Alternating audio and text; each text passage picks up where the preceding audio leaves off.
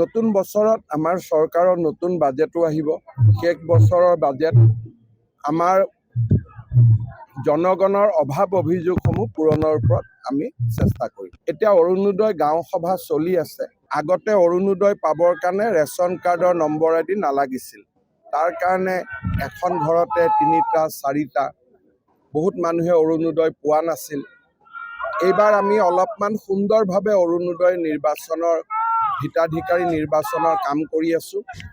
২৮ তাৰিখৰ ভিতৰত আমি প্ৰক্ৰিয়া সমাপ্ত কৰিম আৰু এইবাৰ অসমৰ ৪০ লাখ পৰিয়ালে অৰুণোদয় আঁচনি লাভ কৰিব। এটা ষ্টেট লেভেল কোটা থাকে। চামুগুৰি সমষ্টিটো ৪টা সমষ্টিত ভাঙি গ'ল। কিছুমান কলিয়াবৰত গ'ল, কিছুমান চামুগুৰিত গ'ল, কিছুমান ব্ৰহ্মপুৰত থাকিলে আৰু কিছুমান ৰূপহীত গ'ল। গতিকে গোটেইখিনি সমষ্টিৰ পৰা যদি আমি অলপ অলপ কৰি লৈ লওঁ, চামুগুৰিৰ কাৰণে বাঢ়ি যাব।